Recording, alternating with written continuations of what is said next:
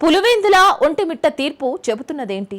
చిన్నపాటి ఉప ఎన్నికల తర్వాత ఏపీ రాజకీయాలు మారుతున్నాయా? అసలు ఏం జరిగింది?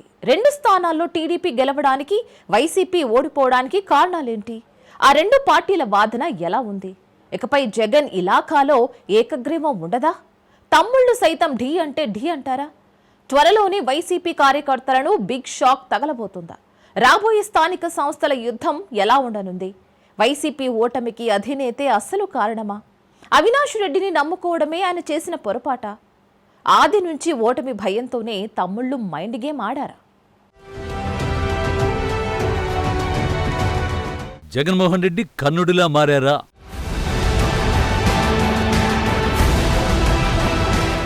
స్వీయ తప్పిదాలే ఓటమి కారణమా?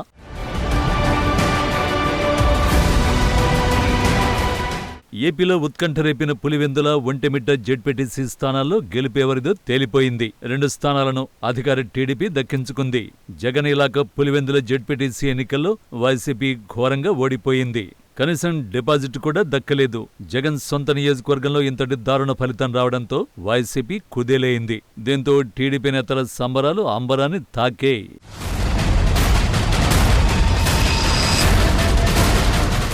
30 ఏళ్ల తర్వాత పులివెందులలో ప్రజాస్వామ్యం గెలిచిందని ఆ పార్టీ నేతలు చెబుతున్నారు.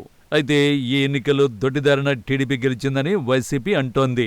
ఈ విషయాన్ని ముందు నుంచే చెబుతూ వస్తున్నామని అంటున్నారు. కానీ కనీస ఓట్లు వస్తాయని వైసీపీ నేతలు భావించారు. డిపాజిట్ కూడా రాని పరిస్థితి వస్తుందని అంచనా వేయలేకపోయారు. పులివెందుల పరిణామాలపై మొదటి నుంచి పోలీసులు, ఈసీ, కూటమి పార్టీల తీరుపై వైసీపీ నేతలు మండిపడ్డారు.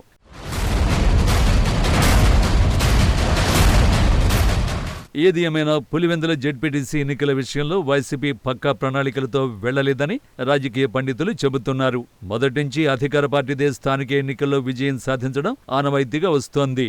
ఈ క్రమంలోనే ఓటమి తప్పదని ముందే వైసీపీ భావించిందన్న టాక్ ఉంది. అందుకే టీడీపీని తిట్టడమే పనిగా పెట్టుకుంది. సరైన వ్యూహంతో వెళ్లి ఉంటే కనీస ఓట్లైనా వచ్చేవని అభిప్రాయపడుతున్నారు. స్వీయ తప్పిదాలే ఫ్యాన్ పార్టీని ముంచాయన్న ఊహాగానాలు ఉన్నాయి. తెలుగు తమ్ముళ్ల ఎత్తులను గ్రహించి ఉంటే కనీస పోటీ ఇచ్చే అవకాశం ఉండేదని వారంటున్నారు.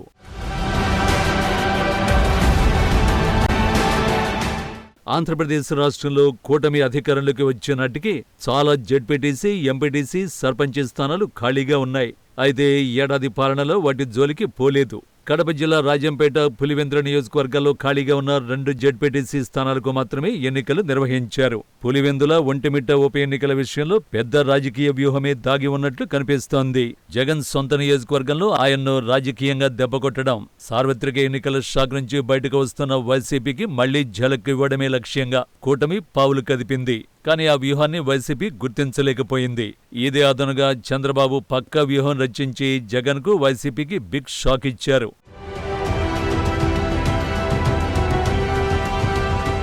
టీడీపీ వ్యూహాన్ని ముందే గుర్తించి ఉంటే పరిస్థితి ఇలా ఉండేది కాదన్న టాక్ ఉంది. ఇదే విషయాన్ని వైసీపీ నేతలే గుసగుసలాడుతున్నారు. జెడ్పీటీసీ ఎన్నికల ప్రకటన వచ్చిన నాడే ఈసీని కలిసి ఉంటే బాగుండేదన్న విషయాన్ని ఆ పార్టీ నేతలు చర్చించుకుంటున్నారు. ఆ 2 స్థానాలతో పాటు అన్ని స్థానాలకు ఎన్నికలు నిర్వహించాలని ఒత్తిడి చేస్తుంటే బాగుండేదంటున్నారు. ఈసీ నుంచి సరైన ప్రకటన రాకపోతే న్యాయ పోరాటం చేసి ప్రజల్లో సింపతి కొట్టే అవకాశం ఉండేదని వైసీపీ నేతలు అభిప్రాయపడుతున్నారు. పులివెందులలో గెలుస్తామన్న ఓవర్ కాన్ఫిడెన్స్ తోనే చతికిలబడ్డామని బహిరంగంగానే చెబుతున్నారు ఫ్యాన్ పార్టీ నేతలు. పరిస్థితిని అధినేత జగన్ దృష్టికి తీసుకెళ్లడంలో ఘోరంగా విఫలమయ్యారు స్థానిక నేతలు.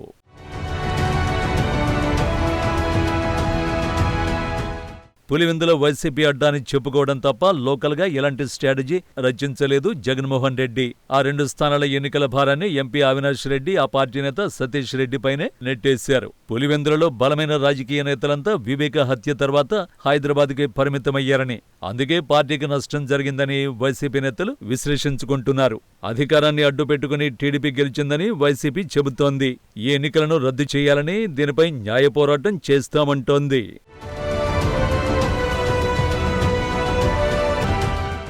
రాబోయే స్థానిక ఎన్నికల్లో మరింత దూకుడుగా పనిచేయాలంటున్నారు వైసీపీ లీడర్లు. ఈసారైనా సరైన వ్యూహంతో ముందుకు వెళ్లాలని అంటున్నారు. మరోవైపు పులివెందుల ఒంటిమిట్ట ఫలితాల తర్వాత ప్రతీకార రాజకీయాలు పెరిగిపోయాయని రాజకీయ పండితులు చెబుతున్నారు. సీఎం చంద్రబాబు దివంగత నేత వైఎస్ఆర్ మంచి మిత్రులని అందరికీ తెలుసు. కుప్పం నుంచి చంద్రబాబు, పులివెందుల నుంచి వైఎస్ఆర్ ప్రాతినిధ్యం వహించారు. ఒకరి స్థానంలో ఇంకొకరు ఎప్పుడూ జోక్యం చేసుకునేవారు కాదు. కుప్పంలో కాంగ్రెస్ అభ్యర్థి పోటీ చేసిన వైఎస్ఆర్ అక్కడ ప్రచారం చేసేవారు కాదు. ఆయన సీఎం అయిన తర్వాత కూడా అక్కడ ఫోకస్ చేయలేదు. సేమ్ ఇలాగే చంద్రబాబు పులివెందులలో జోక్యం చేసుకునేవారు కాదు. అక్కడ రాజకీయంగా పోటీ కోసమే టీడీపీ అభ్యర్థి బరిలో ఉండేవారు. వైఎస్ఆర్ను ఓడించాలని బాబు అనుకోలేదు. వైఎస్ఆర్, చంద్రబాబు రాజకీయ ప్రత్యర్థులు కాగానే పోటీ పడ్డారు, కానీ శత్రువుల్లా ప్రవర్తించలేదు.